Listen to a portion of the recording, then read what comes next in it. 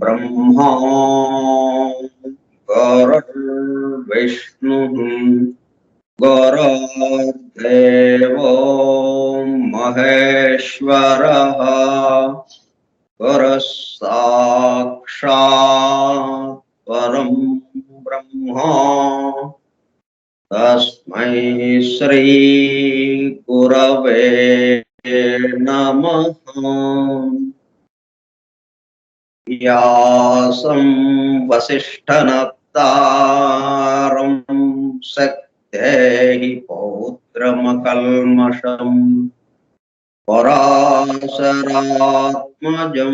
वन्दे सुखतातं तपोनिधिम् शुक्लां वरधरं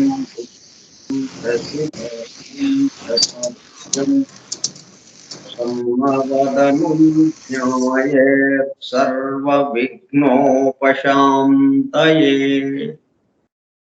अगज आनन पद्मार्कं गजाननमहर्निशम् अनेकदं तं भक्तानां एकदन्तमुपास्महे।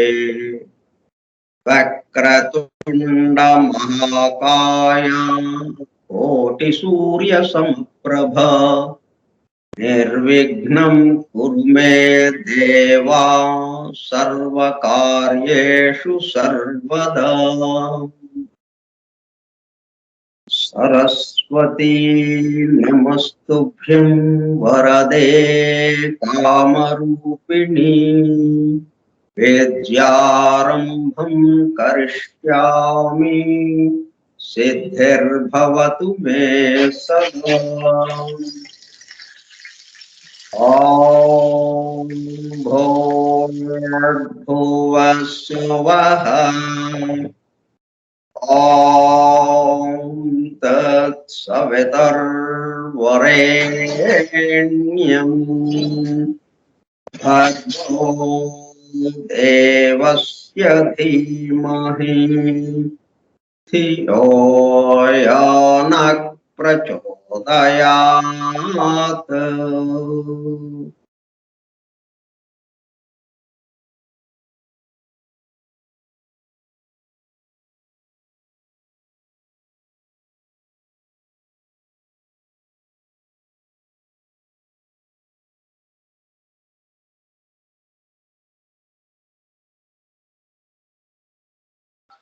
वासुदेव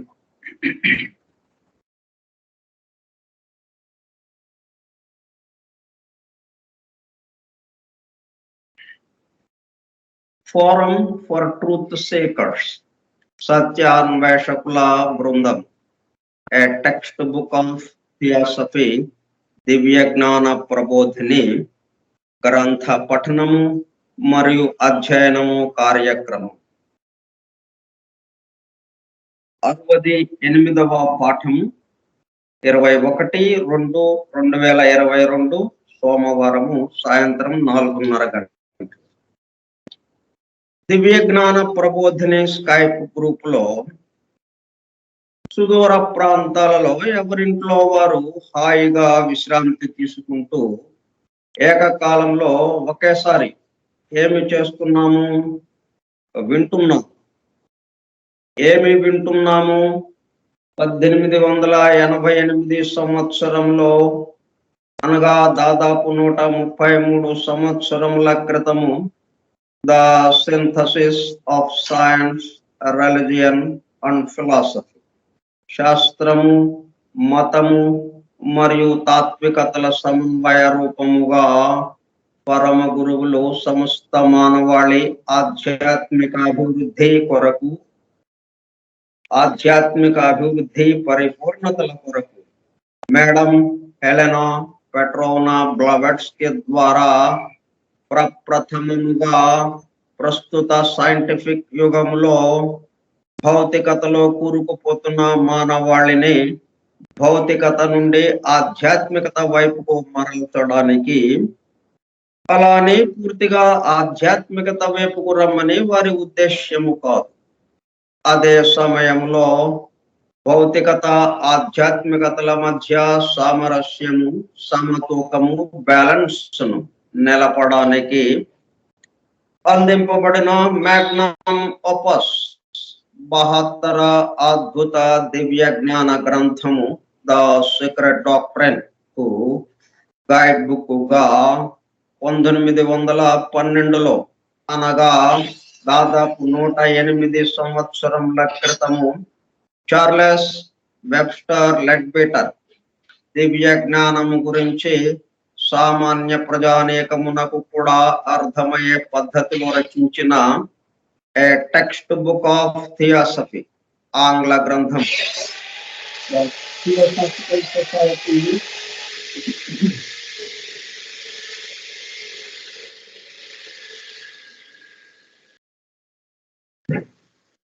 ద థియోసాఫికల్ సొసైటీ 4వ అంతర్జాతీయ అధ్యక్షులుగా పనిచేసిన శ్రీ సి జనరాజదాస గారి ఆజ్ఞతో శ్రీ గుంటూరు వెంకట సుబ్బారావు గారిచే దివ్య జ్ఞాన ప్రబోధిని పేరుతో ఆంధ్రీకరింపబడి 1942 సంవత్సరంలో, అనగా దాదాపు 80 సంవత్సరముల క్రితం, అడయారులోని ద థియోసాఫికల్ పబ్లిషింగ్ హౌస్ వారి ద్వారా ముద్రింపబడి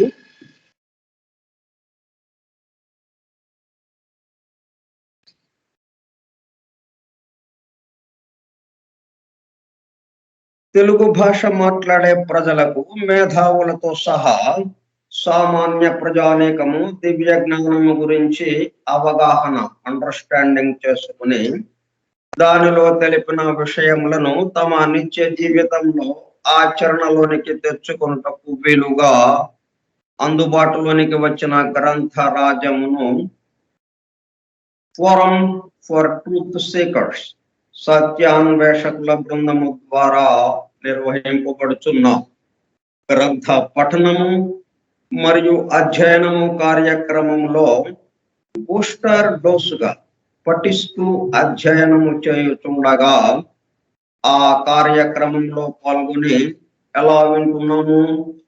అత్యంత శ్రద్ధాసక్తులతో చెవియొగ్గి వినుచున్న, అనగా ఒళ్ళంతా చెవులు చేసుకుని వినుచున్న ప్రియ సోదర శ్రోతలందరకు నమస్కారం.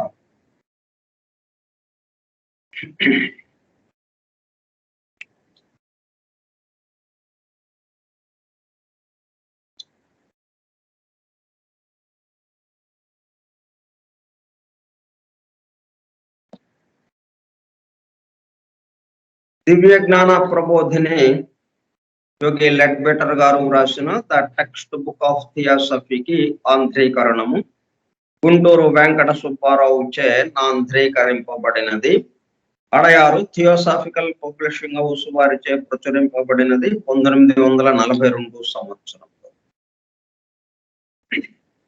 10 అధ్యాయములుగా ఉన్న ఈ గ్రంథరాజంలో 8 అధ్యాయములు పూర్తి చేసుకుని 9వ అధ్యాయము అయిన గ్రహ చక్రములు అధ్యాయంలో ఆ చక్రములతో పాటు తిరుగుతూ ఉన్నాం మనం కూడా.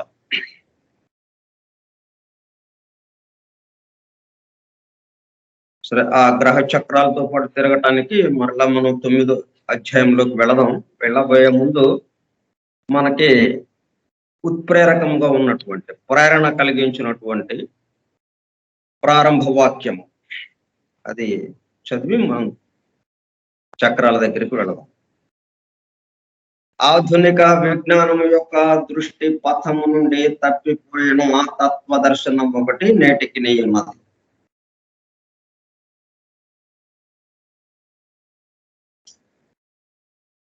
బట్ ఆ తప్పిపోయిన ఏదైతే ఉందో అంటే ఋషుల మార్గంలో ప్రాచీన జ్ఞానం ఏదైతే ఉందో ప్రాచీన విజ్ఞానంలో అది తప్పిపోలేదు.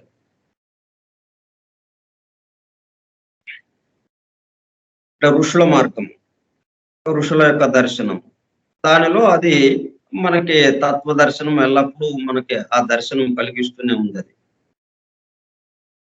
అయితే ఆధునిక విజ్ఞానం దగ్గరికి వచ్చినప్పుడల్లా ఇది ఎందుకని అలాగా తప్పిపోయిన ఇది వచ్చేసింది అంటే ప్రాచీన విజ్ఞానం యొక్క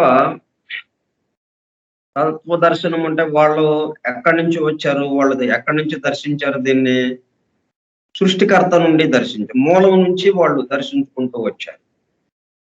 అందువల్ల వాళ్ళు మూలం నుంచి అంటే కేంద్రం నుంచి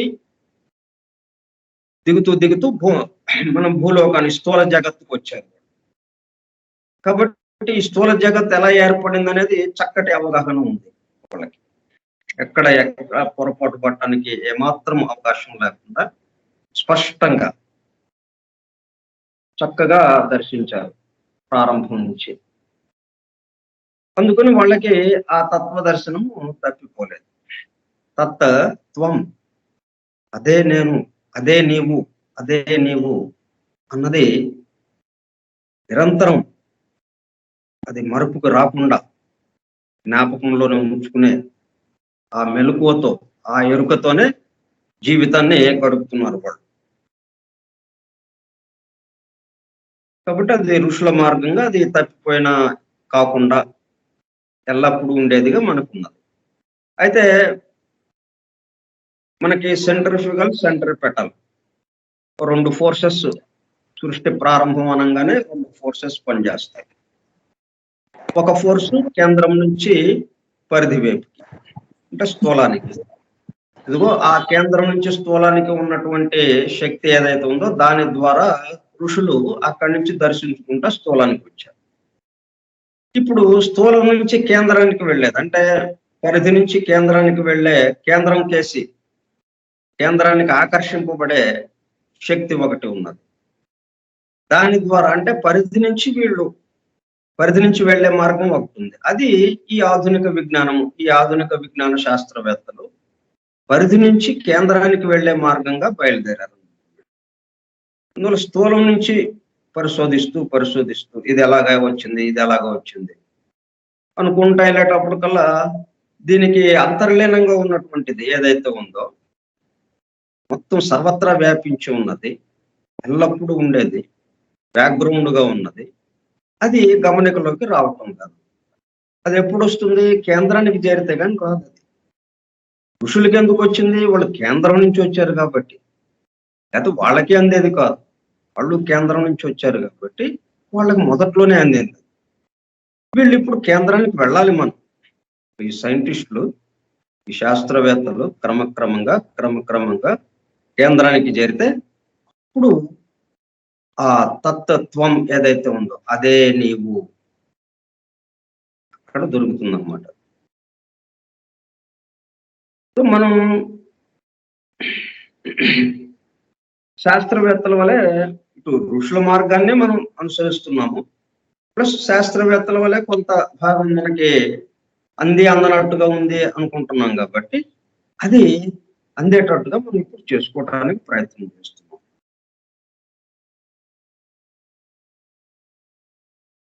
ఈ గ్రహ చక్రాల గురించి మనం డివైన్ ప్లాన్ గ్రంథం వివరణలో చాలా వరకు మనకి కవర్ చేస్తాం. అది చాలా చెప్పుకున్నాం. ఇప్పుడు కూడా ఇదంతా చాలా భాగం చెప్పుకున్నాం. ఇప్పుడు మన భూలోక పరిణామం ఎలా జరుగుతుంది? పరిణామం అంతా కూడా మనువు అంటే 14 మంది మనువులు ఉన్నారు. ఆ మనువుల యొక్క పరిపాలక వ్యవస్థలో ఇది జరుగుతుంది. వాళ్ళ యొక్క ఆధ్వర్యంలో, వాళ్ళ అధ్యక్షతన ఈ పరిణామం, భూలోక పరిణామం అంతా కూడా వాళ్ళ యొక్క అధ్యక్షతను జరుగుతున్నది అనమాట. ఒక మనువు కాలము ఎంత? 71 మహాయుగాలు. మహాయుగం అంటే 4 యుగాలు కలిసినటువంటిది మహాయుగం ఒకటి. అంటే కృతయుగము, త్రేతాయుగము, ద్వాపర యుగము, కలియుగము. ఈ 4 యుగాలు కలిస్తే 4 యుగాలు ఒక మహాయుగము అవుతుంది. అటువంటి మహాయుగాలు 71 కలిస్తే అప్పుడు ఒక మనువు కాలం. ఇక ఆ మనువు తను అక్కడి నుంచి రెండో మనువుకి ఆ బాధ్యతను అప్పచెప్పేసి తను పక్కకు తప్పుకుంటాడు. అప్పుడు రెండో మనువు పరిపాలన ప్రారంభం. అట్లా మనకిప్పుడు 5వ మనువు పరిపాలన సాగుతూ ఉన్నదనమాట. వైవస్వత మనువు పరిపాలనలో మనం ఇప్పుడు మన యొక్క పరిణామము జరుగుతూ ఉన్నది. ఇట్లా మన భూలోక పరిణామము మన తోటిగోళమైన శుక్రగోళం నుండి మనకు లభించిన సహాయముచే గొప్ప విలువైన ఉత్తేజమును పొందాడు. శుక్రుడు ఇప్పుడు ఆ చక్రము యొక్క 5వ జన్మమునందు 7వ పరివర్తనము ఉన్నందున ఆ గోళ నివాసులు పరిణామంలో మనకంటే పూర్తిగా 1.5 పరివర్తనముల కాలము ముందున్నారు. మనకన్నా 1.5 రౌండ్స్ ముందుకు ఉన్నారనమాట. ముందున్నారంటే ఆటోమేటిక్ గా ఆ మేరకు వాళ్ళ యొక్క మానసిక వికాసం పెరుగుతుంది, బుద్ధి వికాసం పెరుగుతుంది. దానికి తగ్గట్టుగా వాళ్ళు పనులు చేయటం ఉంటుంది. ఆ కారణమున అందరి జనులు మన వారి కంటే చాలా ఎక్కువ అభివృద్ధి నొంది ఉన్నారు కనుక మన పరిణామంలో 4వ మూల జాతి మధ్యకాలమున తలుపు మూయుటకు ముందు ప్రత్యేకంగా చేయవలసిన చాలా పని కలిగి ఉన్న సమయమున సహాయము చేయుటకు శుక్ర చక్ర పరిణామం నుండి కొందరు సిద్ధ పురుషులను మన భూమికి కొనివచ్చటం మంచిదని తలపబడింది. అలా అనమాట. శుక్రుడు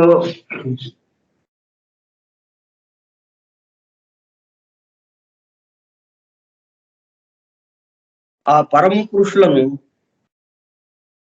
జ్యోతిష్పతులని అగ్ని తుషార సంభవులని అందరు.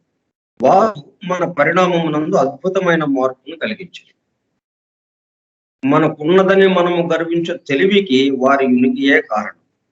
ఇట్లా సైంటిఫిక్ గా, సైన్స్ పరంగా, మనం పరిశోధనల పరంగా ఎంతో అభివృద్ధి సాధించాం.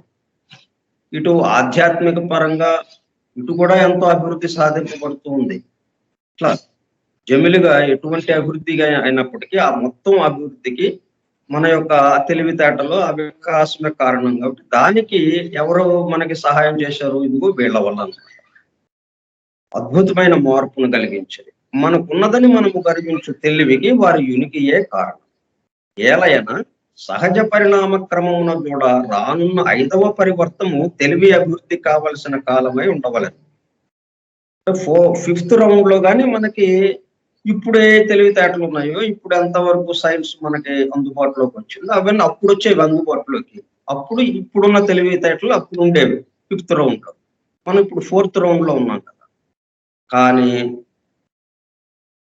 మన ఈ ప్రస్తుతపు 4వ పరివర్తన అంటే 4th రౌండ్ జరుగుతుంది మనకి. మనము ముఖ్యంగా భావములను అభివృద్ధి చేయుటయందు గడపవలసి ఉండాలి. అంటే దానికి సంబంధించినటువంటి 5th రౌండ్ లో మనం ఏ విధంగా మన తెలివితేటలు అభివృద్ధి చెందాలో, సైంటిఫిక్ గా ఎటువంటి పరిశోధనలు చేసుకోవాలో వాటికి సంబంధించిన భావాలు ఇప్పుడు క్రమక్రమంగా అభివృద్ధి చెందాల్సిన కాలం ఇది. ఎందుకంటే మనం 4th రౌండ్ లో ఉన్నాం కాబట్టి. కానీ ఏం జరిగింది ఇప్పుడు? కనుక మనము నిజముగా మన కొరకు ఏర్పడిన కార్యక్రమమును మించి బహు దూరము ముందునకు వచ్చి ఉన్నాం. అంటే భావాలతో గడపాల్సింది, అంటే ఊహలతో, ఆలోచనలతో, అదేంటి, ఇదేంటి, ఇది ఎలా చేయాలి, అది ఎలా చేయాలి అని ఇట్లాగా మనం ఆలోచనలతోనే గడపాల్సిన సమయం ఇది. కానీ అది దాటిపోయి మనం యాక్షన్ లోకి వచ్చేసాం అనమాట. వాటిని ఆచరణలోకి తీసుకొచ్చేంతగా వచ్చేసాం మనం. ఎందుకని? వాళ్ళు మనకి చేసినటువంటి సహాయం వల్ల. కనుక మనము నిజంగా మన కొరకు ఏర్పడిన కార్యక్రమమును మించి బహు దూరం ముందునకు వచ్చి ఉన్నాం. ఈ పురోవృద్ధికి కేవలము ఆ జ్యోతిష్పతులు ఇచ్చిన సహాయమే కారణం. ఇట్లా మనం ఏ రౌండ్ లో ఎంతవరకు జరగాలో అక్కడ అంతవరకేనండి, ఇక అంతకు మించి జరగటానికి ఏమాత్రం అవకాశం లేదు అంటానికి లేదన్నమాట. అందుకని ఉదాహరణగా ఇది చెప్పారు మనకి. ఇటువంటి వాళ్ళ సహాయం వల్ల మనలో కొంతమంది ఉన్న తెలివితేటలు ఉన్న వాళ్ళ వల్ల ఇది వాళ్ళు త్వరగా అందుకొని ఆ ముందుకు వెళ్ళిపోయారు. 5వ రౌండ్‌లో జరగాల్సిన అభివృద్ధి ఏదైతే ఉందో ఆ అభివృద్ధిని వీళ్ళు ఇప్పుడే పొందటానికి అవకాశం ఏర్పడింది. అలా అవకాశం ఉంది ఈ సృష్టిలో. ఫ్లెక్సిబిలిటీ ఉంది. అది ఎక్కడికక్కడ ఇంతవరకే అన్నది లేదనమాట. ఈ పురోవృద్ధికి కేవలం ఆ జ్యోతిష్పతులు ఇచ్చిన సహాయమే కారణం. వారిలో చాలా మంది ఈ విషమ కాలమందు మాత్రము మనతో ఉండేది. అంటే మనం ఆలోచనలతో గడపాల్సిన సమయాన్ని ఆలోచనలది తొందరగా పూర్తి చేసేసి యాక్షన్‌లోకి తీసుకొచ్చేటట్టుగా వాళ్ళు మనకి సహాయం చేశారు. ఇప్పుడేంటి మనం ఈ పుస్తకం గురించి చెప్పుకుంటా ఉన్నాం. అట్లా చెప్పుకుంటా ఉంటే కొంత మనకి మనసు కొంచెం వికాసం చెందటం, బుద్ధి వికాసం చెందటం, ఆ విషయాలు అవగాహన చేసుకోవడానికి, ఆ దైవ అనుభూతికి దగ్గర అవ్వటానికి కొంచెం ఇదవుతుంది.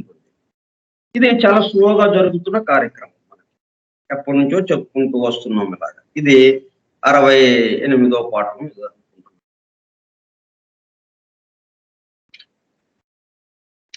ఇది 68వ పాఠంగా మనం చెప్పుకుంటున్నాం. 68 రోజులు.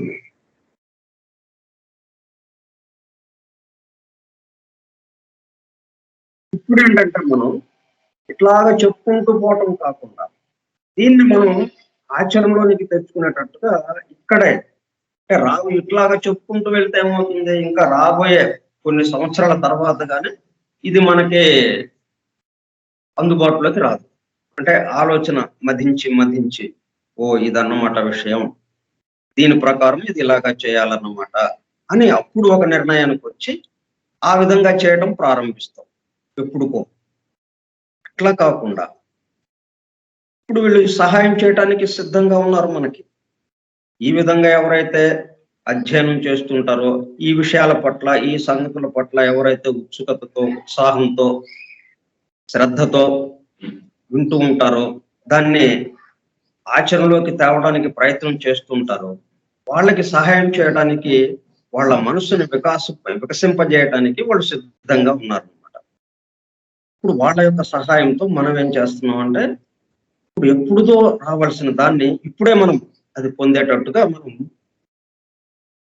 ఎప్పుడు 5వ రౌండ్‌లో జరగాల్సిన కార్యక్రమాన్ని ఈ 4థ్ రౌండ్‌లోనే ఇప్పుడే మనకి అందుబాటులోకి వచ్చేటట్టుగా మనం ఇది ప్రయత్నం జరుగుతూ ఉన్నదన్నమాట. దానికి వాళ్ళ యొక్క సహాయం ఉండడం వల్లే మనం ఈ ప్రయత్నం చేసుకోగలుగుతున్నాం. కొంచెం మంది మాత్రము మన పరిణామమునకు చెందిన పురుషులు మహనీయులకు నా అతిథులకు విశ్రాంతినియ్యగలుగునంత వరకు మహాశ్వేత సోదర కూటమున ఉన్నత పదవులను అధిష్ఠించుటకు ఇంకొమి ఇచ్చటమున్నారు. అంటే చాలా వరకు పూర్తి చేశారు వాళ్ళు. 5వ రౌండ్‌లో రావాల్సినటువంటి అభివృద్ధిని 4వ రౌండ్‌లోనే మనకి అందజేసి చాలా మంది వెళ్ళిపోయారు. వాళ్ళు వెనక్కి ఆ శుక్ర గ్రహానికి వెళ్ళిపోయారు. ఎక్కడి నుంచి వచ్చారో అక్కడికి వెళ్ళిపోయారు. ఇంకా కొంతమంది చాలా కొద్ది మంది ఇంకొంచెం సహాయం చేయడానికి ఇంకా మిగిలిన కొద్దిగా ఎవరైనా ఉన్నారేమో వాళ్ళకి సహాయం చేయడం కోసం వాళ్ళు ఉన్నారన్నమాట కొద్దిమంది. పరమ గురువులు ఎలాగో మనకి మహాశ్వేత సోదర కూటమి ఎలాగో మనకున్నది. మహాశ్వేత సోదర గ్రేట్ వైట్ బ్రదర్‌హుడ్. పరమ గురువుల పరిపాలక వ్యవస్థ. ఆ దాంట్లో ఉన్నత పదవులను అధిష్ఠించి ఉన్నారన్నమాట వాళ్ళు. మన ట్రైనింగ్ ఇస్తూ ఉన్నారన్నమాట ఈ పరమ గురువులకి వీళ్ళందరూ కూడా. ఇన్ టర్న్ వాళ్ళు మనకి సహాయం చేయటానికి వీలుగా ఉండేటట్టుగా. మన ముందున్న పరిణామము, జీవ పరిణామము, రూప పరిణామము కూడా ఉన్నది. పరిణామం అనగానే ఏదో ఒకటి అని కాదు, 2గా ఉన్నాయి. ఎందుకంటే 2 విషయాలు ఉన్నాయి ఇక్కడ. సృష్టి ప్రారంభమే 2గా ఉంది. భగవంతుడు, ఆయన సంకల్పము ఎప్పుడు తాను ప్రకులు కావాలి అనే సంకల్పము విడిపడిందో అది అమ్మవారుగా సంకేతించారు. అమ్మవారుగా బహిర్గతమైంది. ఆమె ద్వారా ఆ సంకల్పము నెరవేర్చబడింది. ప్రకులయ్య అంటే ఈ సృష్టి అంతా వ్యక్తం అవటం, స్థూల జగత్తు దాకా వ్యక్తం అవటం, అదంతా కూడా అమ్మవారి ద్వారా జరిగింది. కాబట్టి భగవంతుడు అంటే జగన్మాత పితరులు ఇద్దరు వచ్చారు అక్కడికి. అట్లా ఎక్కడికి వెళ్ళినా కానీ ఆ ఇద్దరు ఉంటారు అన్నట్టుగా ఇప్పుడు మన దగ్గర కూడా మనం ఒక్కొక్కళ్ళని చూసుకుంటే మళ్ళీ రెండుగా ఉన్నాయి, రెండు భాగాలు. దేహము, దేహంలో ఉన్న జీవాత్మ, దేహాత్మ జీవాత్మ, ఈ రెండు ఒకదానికొకటి పరిపూరకంగా పరిణామం అభివృద్ధి జరుగుతూ ఉండాలి. దానికి తగ్గట్టుగానే పరిణామం జరుగుతున్నది, పరిణామ అభివృద్ధి జరుగుతున్నది అని అన్నప్పుడు రెండిటికి సంబంధంగా ఉంటుంది. వాళ్ళు సహాయం చేశారని అంటున్నాం కదా, 5వ రౌండ్ లో ఉండవలసిన విషయాలు ఏవైతే ఉన్నాయో ఈ 4వ రౌండ్ లోనే మనకు అందజేశారు. అంటే ఒక్క జీవాత్మకి సంబంధించిందే కాదు, జీవానికి సంబంధించింది కాకుండా రూపానికి కూడా వాళ్ళు అందజేశారు. జీవ పరిణామము దానితో పాటు రూప పరిణామము కూడా రెండు కూడా అభివృద్ధి జరిగేటట్టుగా వాళ్ళు సహాయం చేశారు అని. వాళ్ళు పరిణామాభివృద్ధికి సహాయం చేశారు అంటే ఏదో ఒకదానికి చేయటం కాదు, రెండిటికి, జీవానికి రూపానికి. అంటే జీవము రూపముగా రెండు విడిపడి ఉంది. ఎక్కడికి వెళ్ళినా కానీ మన చిన్న అణువుని తీసుకున్నా సరే అణువు రెండుగా ఉంటుంది, రూపము జీవం రెండు విభాగాలుగా ఉంటుంది. ఎక్కడున్నా సరే ఈ రెండు విభాగాలు తప్పనిసరి. ఈ రెండు విభాగాలు ఎలాగా పరిణమిస్తున్నాయి? లోపల ఉన్న జీవానికి తగ్గట్టుగా బయట ఉన్న రూపం, ఇట్లా ఒకదానికొకటి. ఎందుకంటే మనం ఇప్పుడు ఉదాహరణ చెప్పుకున్నాం కదా, అటెండర్ నుంచి స్టూల్ మీద కూర్చున్న ఒక అటెండర్ ఆఫీసర్గా ఆఫీసు ఛాంబర్ లో కూర్చున్నటువంటి ఆఫీసర్, రివాల్వింగ్ చైర్ లో పెద్ద టేబుల్ ముందు కూర్చున్నటువంటి ఆఫీసర్. ఇక్కడ ఏముంది, ప్రారంభంలో అతను ఎలాగా అభివృద్ధి చెందుతూ వచ్చాడు? అతను ఒక్కడే అభివృద్ధి చెందల, వాడితో పాటు వాడి రూపానికి సంబంధించిన, అంటే వాడు ఏ కుర్చీలో ఎక్కడ కూర్చున్నాడో అది కూడా అభివృద్ధి చెందుతూ వచ్చింది. ఇట్లా రెండు ఏకకాలంలో అభివృద్ధి జరుగుతూ ఉంటుంది. కాబట్టి మన ముందున్న పరిణామము జీవ పరిణామము, రూప పరిణామము కూడా ఉన్నది. ఎలా అయినా రానున్న పరివర్తనలలో జీవాత్మలు నిలుకడగా శక్తి యందును, జ్ఞానమునందును, ప్రేమయందును వృద్ధి అగుచుండగా, అంటే ఏంటి? అందరి పట్ల సమభావం, మనలో ప్రేమ. ఎందుకని అంటే ఈ మొత్తంలో ఉన్నది ఒక్కడు అనే అవగాహన అది పెరుగుతూ రావటం. పరిణామం అంటే ఏంటి? అభివృద్ధి అంటే ఏంటి? సమస్తమునందు ఒకడున్నాడు. ఇప్పుడు మనకు ఆ అవగాహన లేదు కదా. మనకి క్రమక్రమంగా పరిణామం అభివృద్ధి చెందుతూ ఉంది అని అంటే అర్థం ఏంటి? క్రమక్రమంగా ఈ సమస్తమునందు ఒకే ఒక జీవము, ఒకే ఒక్కడున్నాడు, ఒకే ఒకడు. ఈ మొత్తం ఆయనే స్వయంభూహు. మనం విష్ణు సహస్రనామాల్లో ఒక నామం ఏంటి? స్వయంభూహు. స్వయంగా ఆయన వ్యక్తమయ్యాడు, సృష్టిగా వ్యక్తమయ్యాడు. వేరే ఇంకొకళ్ళు ఎవరో కాదు,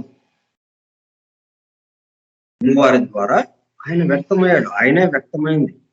స్వయంభూహు ఆయన పేరు. విష్ణువుకున్న 1000 నామాల్లో అదొక పేరు. అంటే ఆయనే ఇక్కడ మొత్తం సమస్తం ఉన్నాడు అన్న భావన కలగటమే అభివృద్ధి అంటే మనకి, వేరే ఏం లేదు.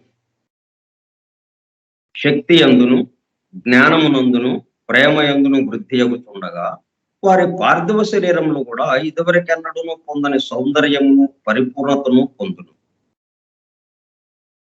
ఇది ఒకదానికొకటి. ఇప్పుడు ఈ పార్థివ శరీరంలో సౌందర్యం పొందే పొంది లోపల జీవాత్మలో చక్కటి ప్రేమ, జ్ఞానము, శక్తి అభివృద్ధి చెందుతూ ఉంటాయి. లోపల అభివృద్ధి చెందే కొంది పార్థివ శరీరాలు సౌందర్యయుతంగా తయారవుతూ ఉంటాయి, పరిపూర్ణత పొందుతూ ఉంటుంది. అంటే దేహాణువులన్నీ పరిపూర్ణంగా మారుతూ ఉంటాయి, అమృతత్వ స్థితికి వెళుతుంటాయి. ప్రస్తుతం ఈ ప్రపంచమున వివిధ తరగతుల వికాసం గల మనుషులు ఉన్నారు. అనేక మంది అనాగరికులు గొప్ప నాగరిక జాతుల కంటే చాలా వెనుక, వారిని కలుసుకున్నట్టు అసాధ్యమైనంత వెనుక బడి ఉన్నారన్న సంగతి స్పష్టంగా తెలిసినది. అంటే ఇప్పుడు రకరకాల వాళ్ళు ఉంటారు. అంటే బొప్పాయి చెట్టుకి మనం కాయలు చూసామనుకోండి, ఎలా ఉంటాయి?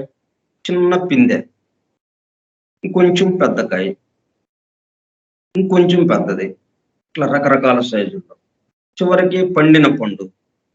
పండిన పండు అక్కడే ఉంటుంది. చిన్న పిసరంత కాయ అక్కడే ఉంటుంది. రకరకాల సైజుల్లో, రకరకాలుగా ఉన్నటువంటి కాయలు, పెరుగుతున్నటువంటి కాయలు. అట్లాగా ఈ సృష్టి మొత్తం కూడా రకరకాల తెలివితేటలతో, అంటే పరిణామంలో ఒక్కొక్కరు ఒక్కో రకమైనటువంటి దీంతో ఉంటారు. అందరూ కలిసి ఇక్కడే మన జీవితం సాగిస్తూ ఉంటారు. మన పరిణామంలో ఇక ముందు ఒకప్పుడు ఈ అవికసిత జీవులు ఇతరులతో సమముగా పురోవృద్ధిగా ఉంచడం అసాధ్యమగు సమయం వచ్చు. అప్పుడు ఒక విభాగము చేయవలసి వచ్చు. అయితే ఇక ఇట్లా వీళ్ళు పూర్తిగా మిగతా వాళ్ళతో కలవడానికి చాలా కష్టంగా ఉంది. ఏమాత్రం వికాసం లేకుండా ఉన్నారు వీళ్ళు. ఇప్పుడు ఏం చేయాలి వీళ్ళని అంటే, ఈ క్రియ ఒక ఉపాధ్యాయుడు తన తరగతిలోని బాలులను వేరు చేయనట్లు ఉంటుంది. ఒక సంవత్సర కాలంలో అతడు తన విద్యార్థులను ఒకనొక పరీక్షకు సిద్ధము చేయవలెను. సంవత్సరము సగము గతించినప్పటికీ వారిలో ఎందరా పరీక్షలో కృతార్థులగుదురో ఇంచుమించుగా అతనికి తెలియదు. అంటే ఆ క్లాసులో ఉన్న పిల్లలందరికీ చెప్తున్నాడు పాఠాలు ఆయన, ఉపాధ్యాయుడు. అయితే ఎవరు అందుకోగలుగుతున్నారు, ఎవరు సరిగా అందుకోలేకపోతున్నారు అర్థమైపోయింది దానికి. సగం అంటే 6 నెలలు వచ్చేటప్పుడు కల్లా. ఇక సంవత్సరం పరీక్షలో వీళ్ళు ఎంతవరకు రాయగలరు, ఎవరు రాయగలరు, ఎవరు రాయలేరు అనేది ఇప్పుడే అర్థమైపోయింది ఆయనకి. ఇంచుమించుగా అతనికి తెలియదు. ఆ తరగతిలో కొందరు విద్యార్థులు ఇతరుల కంటే బొత్తిగా వెనుకబడి ఉన్నప్పుడు సంవత్సరం మధ్య ముందు అతడు వారికి ఇట్లు చెప్పుట సభకు. అప్పుడు ఏం చెప్తాడంటే ఉపాధ్యాయుడు, మీ తోటి వారితో కలిసి ఉంట మీకు బొత్తిగా నిరుపయోగం. అంటే ఎక్కువ చదువుకున్న వాళ్ళ పక్కన తక్కువ చదివే వాళ్ళు ఉండటం వల్ల వాళ్ళేమో ముందుకెళ్ళిపోతూ ఉంటారు, వీళ్ళేమో పాఠాలు ముందుకెళ్ళిపోతూ ఉంటారు. వీళ్ళేమో ఈ పాఠమే మొన్న చెప్పిన పాఠమే ఇంకా పూర్తిగా రాలేదు వీళ్ళకి. ఇట్లా పడి ఉన్నారు వీళ్ళు. మరి టీచర్ ఏమో వీళ్ళకి చెప్తూ కూర్చుంటే వాళ్ళకి మళ్ళీ ఇబ్బంది అవుతుంది. కాబట్టి వాళ్ళని చూసుకుంటా ముందుకెళ్ళిపోతూ ఉంటాడు టీచర్. మరి ఇప్పుడు ఎట్లాగా మరి వీళ్ళని ముందుకు తీసుకెళ్ళటం? కాబట్టి మీరు వాళ్ళతో కలిసి ఉండటం పూర్తిగా నిరుపయోగం. ఏలైనా నేను ఇప్పుడు చెప్పబో పాఠంలో మీకు ఎంత మాత్రము బోధపడవు. ఉన్న గడువులో పరీక్షలో కృతార్థులకు కావలసినంత విద్య నేర్చుకునటం మీకు అసాధ్యం. కాబట్టి మీరు అందుకు చేయు ప్రయత్నము మీకు వృధా ప్రయాసను కలిగించు. ఈ లోపున తరగతిలోని ఇతరులకు మీరు అడ్డువత్తురు కనుక మీరు అందరాని పండ్లకు ఆశించి ప్రయాసపడటం అంట మంచిది. ఇది వరకు పూర్తిగా అభ్యసింపని క్రింది తరగతి పాఠములను నేర్చుకుని వచ్చే సంవత్సరము ఈ తరగతి వారితో పరీక్షకు పోవటం మీకు శ్రేయస్కరం. ఏలైనా మీకు ఇప్పుడు అసాధ్యమైనది అప్పుడు సులభ సాధ్యము.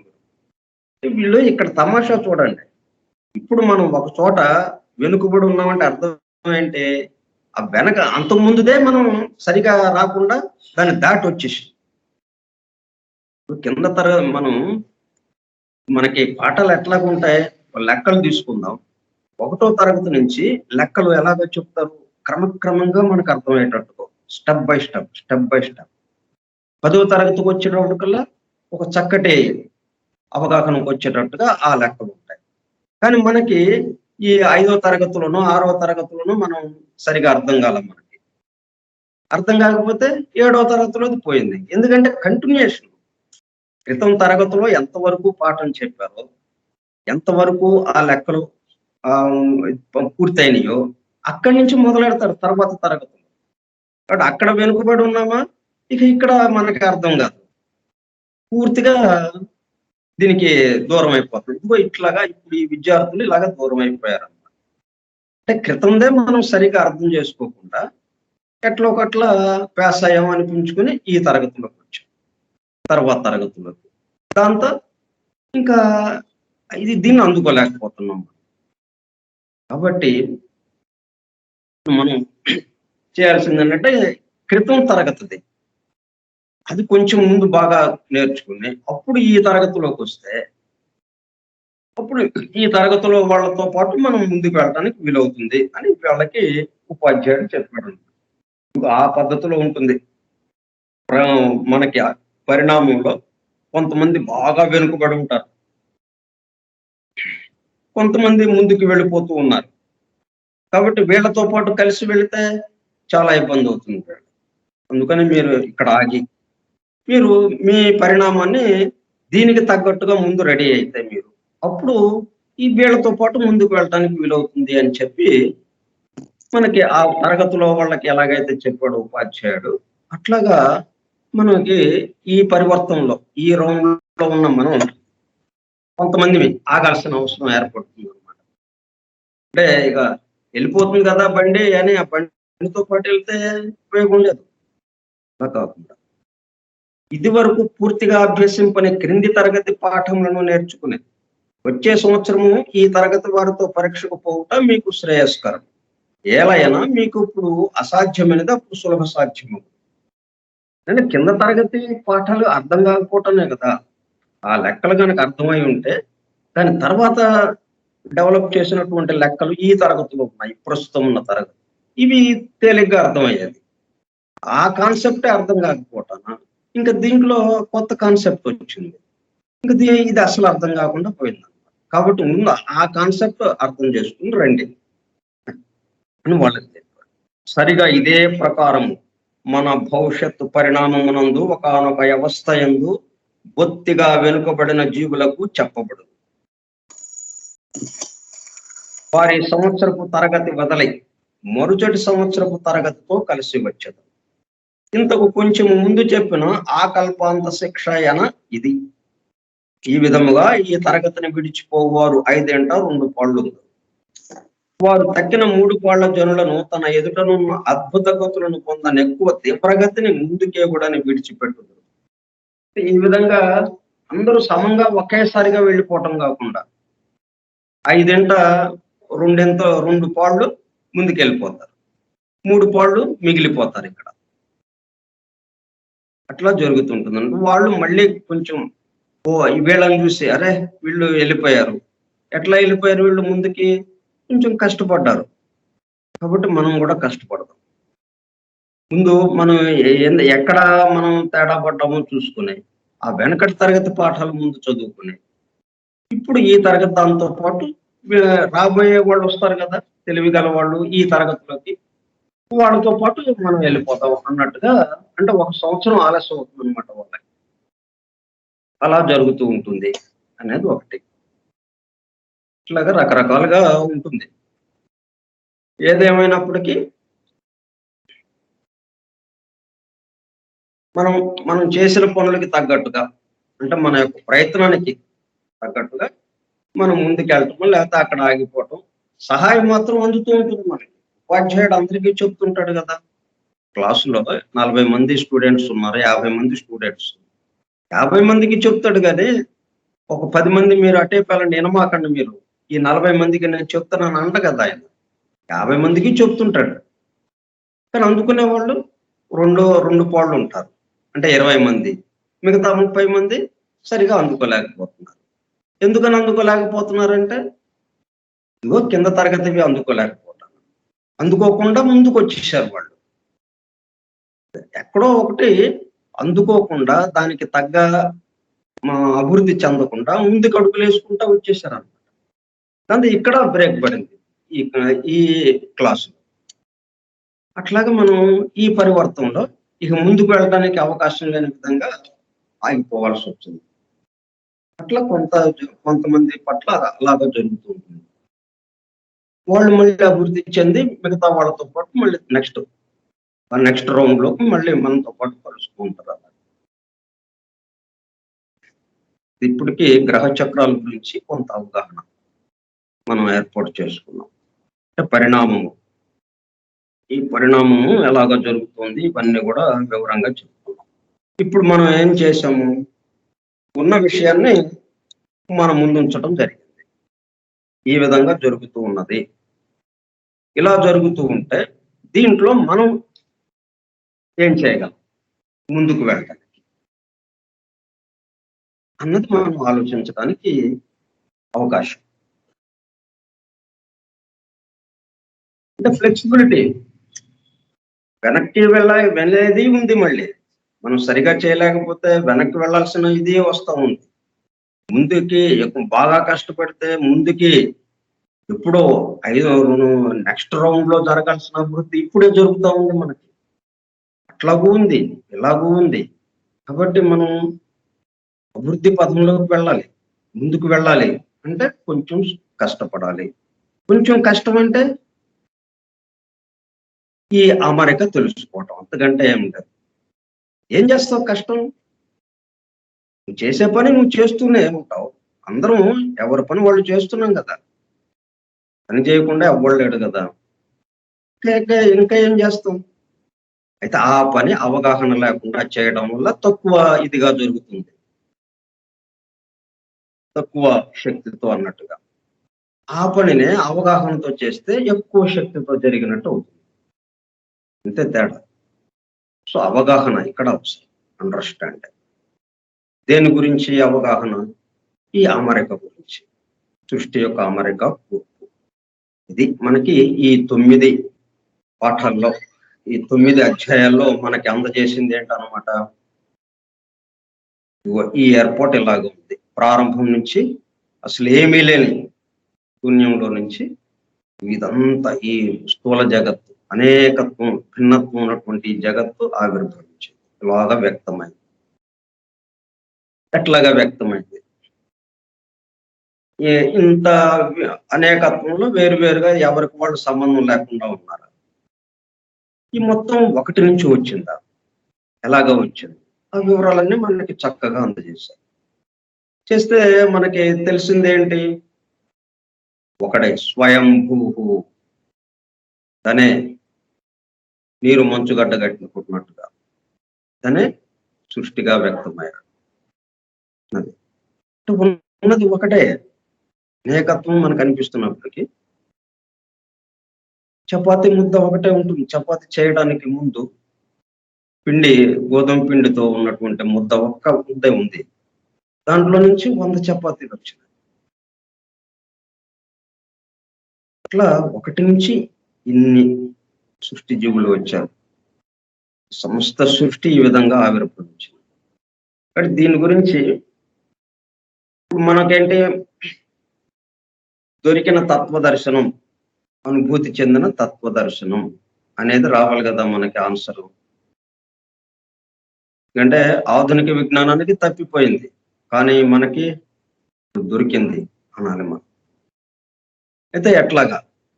కాబట్టి ఇప్పుడు వరకు చెప్పిన పాఠాలకి సంబంధించి అసలు ఈ మొత్తం సృష్టి అంతా వేరువేరుగా ఉందా, ఒకళ్ళతోనే ఒకే పదార్థంతో, మూల పదార్థం, ప్రిమార్డియల్ సబ్స్టెన్స్, ప్రధాన, ఇంకొక పేరు విష్ణువుకే సహస్రనామాల్లో ఇంకొక పేరు ప్రధాన, ప్రిమార్డియల్ సబ్స్టెన్స్, మూల పదార్థం. మొత్తం ఇదంతా తయారవడానికి ఆ గోధుమ పిండితో ఉన్నటువంటి ఆ ముద్ద ఏదైతే ఉందో, అట్లాగా ఈ సృష్టికి సంబంధించినటువంటి మూల పదార్థం ఒకటే ఒకటి, మొత్తం మూల పదార్థం ఆయనే. ఇప్పుడు అటువంటి దాని నుంచి ఇది వచ్చింది. కాబట్టి ఇప్పుడు మనం జాగ్రత్తగా ఆలోచించి, దీంట్లో అనేకత్వం ఉందా, ఒకే ఏకత్వం ఉందా, కొద్దిగా ఆలోచిద్దాం మనం ఈ రోజంతా ఆలోచించి మనం రేపు ఆ తత్వదర్శనం అనుభూతి చెందుదాం. రేపు డేట్ కూడా చాలా తమాషా డేట్, 22/2/2022 అలాగొచ్చింది. చక్కగా అన్ని 2 మొత్తం 2లే, 0 2 అలాగా వచ్చింది చక్కగా. రేపు మనం తత్వదర్శనానికి సంబంధించి అనుభూతి చెందుతాం. చెందిన తర్వాత అప్పుడు 10వ అధ్యాయంలోకి మనం వెళ్దాం. 10వ అధ్యాయం అంటే అది ఫలశ్రుతి లాగా అనమాట. మనం విష్ణు సహస్రనామం, లలిత సహస్రనామం ఇలాగా ఎన్నో నామాలు ఉన్నాయి. అమ్మవారి ఇలాగా ఇవన్నీ మనం చదివిన తర్వాత ఏంటి చివరిలో ఫలశ్రుతి అంటారు. ఇది చదివినందువల్ల ఏం జరుగుతుంది అంటే మనం 1000 మహాయజ్ఞాలు చేసినటువంటి ఫలితం వస్తుంది, లేకపోతే ఇంత దానం చేసిన ఫలితం కలుగుతుంది అని ఇలాగా ఏవో ఇస్తారు ఫలశ్రుతిలో మనకి. అట్లాగా ఈ దివ్య జ్ఞాన అభ్యాసన ఫలితాలు, ఈ దివ్య జ్ఞానాన్ని మనము అభ్యసిస్తూ ఆచరణలో పెట్టుకుంటే నిజ జీవితంలో, నిత్య జీవితంలో ఏంటి జరుగుతుందో అవి మనకి 10వ అధ్యాయంలో ఇచ్చారు. అవి నెక్స్ట్ మనం చెప్పుకుందాం. ముందు ఈ తత్వదర్శనం, దొరికిన తత్వదర్శనం, తప్పిపోయిన ప్లేస్ లో దొరికిన అన్నట్టుగా అది మనం రేపు ఇప్పుడు కొంత మీరు కూడా ఆలోచించండి. తత్వం అదే నీవు, అదే నేను. సోహం సహ అహం, అతడే నేను. ఇప్పుడు ఉన్నది ఒకటే, మనం వేరుగా ఉండనుకున్నాం కాబట్టి అతనితో పోల్చుకుని అతనే నేను అని చెప్పుకోవాల్సిన పరిస్థితి వచ్చింది. వాస్తవంగా రెండు లేవు కదా, రెండుగా ఉన్నట్టు భావిస్తున్నాం కాబట్టి సహాహం అంటున్నాం. సోహం అతడే నేను, తత్వం అదే నీవు అని చెప్పుకోవాల్సి వచ్చింది. వాస్తవంగా చెప్పాల్సిన అవసరం లేదు, అంటే ఆయన ఒక్కడే కదా ఉన్నది ఒక్కడే. అది మనం రేపు ఆ అనుభూతి చెందటానికి ప్రయత్నం చేద్దాం. దానికి తగ్గట్టుగా కొంత ఆలోచన చేయండి. ఏంటి ఈ సృష్టి మొత్తం ఎలాగ వచ్చిందో మనం చక్కగా మనం ముందు ఉంచాం. విషయాలన్నీ మనం ముందు ఉంచబడ్డాయి. బ్రహ్మాండ నిర్మాణం నుంచి ఆ సౌర కుటుంబ నిర్మాణం, మానవ నిర్మాణం, మరణానంతర స్థితులు ఇవన్నీ కూడా చక్కగా ఒక క్రమ పద్ధతిలో మనకు అందజేయబడ్డాయి. ఇన్ని విషయాల్లో మొత్తంలో ఉన్నది ఏంటి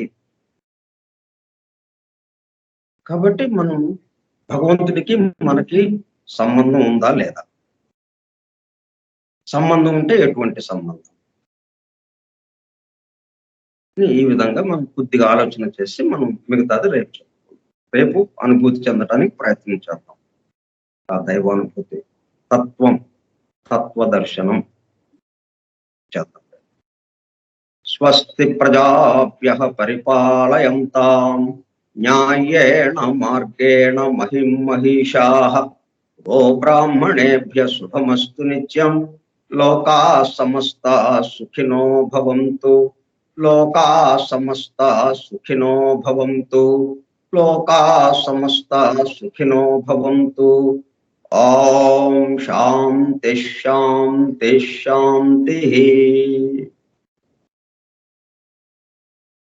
ఓపికగా ఉన్నటువంటి సోదర శ్రోతలందరికీ ధన్యవాదాలు.